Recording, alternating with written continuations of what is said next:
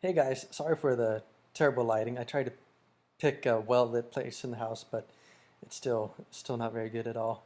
So I chose the term self-fulfilling prophecy from chapter 4 to talk about from my application paper. Self-fulfilling prophecy, it is when our initial behavior towards others leads them to behave in a way that meets our stereotypic expectations and behave in a stereotype consistent manner.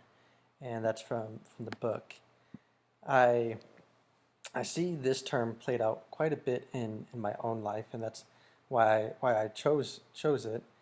I work in a small town called Orosi, which is about an hour southeast of Fresno. If you know where Dinuba is, it's just like 5 minutes east of Dinuba. And I really enjoy working there. I work with junior hires and high schoolers, and yeah, I love it.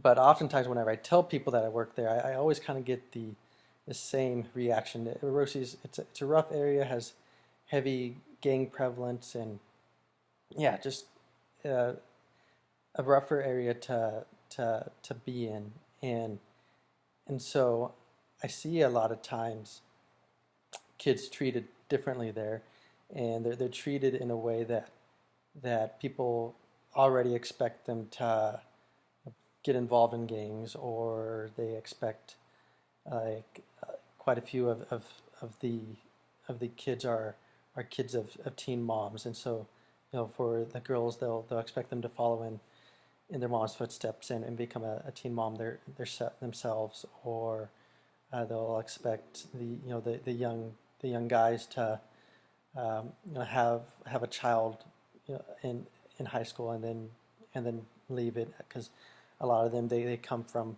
fatherless homes that where the their dad had them really young and then left, or maybe just left even if he was older, and so a lot of these kids they're treated in a way that they expect them to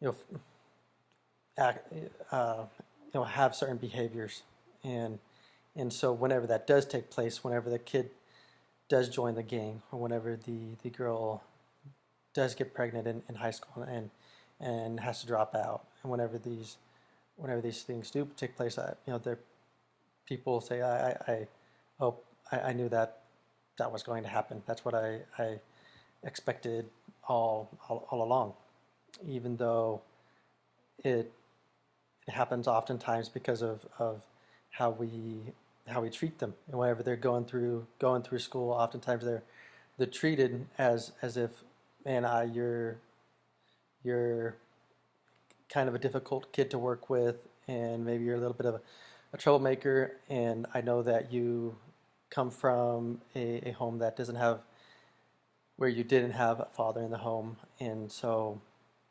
they'll they'll be treated in a way where I know that the person's thought, whoever it may be, the teacher or whatever, the thought is that this kid isn't going to make it anyway, and so they treat them in a way where they expect them to act out by joining a gang, or doing something, some behavior similar, and then when it takes place, they say, "Oh, I knew it all along," even though for every kid that does join a gang, and there are plenty of kids who don't, and even if they do, it still doesn't, and they still deserve to have our care and our help. We shouldn't just say, "Oh, I knew it all along." But yeah, anyway, sorry, shouldn't get off on that tangent. But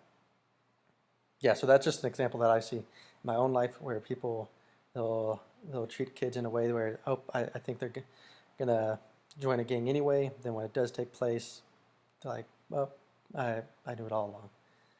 But yeah, with that, I hope you guys enjoyed my video. Have a good night.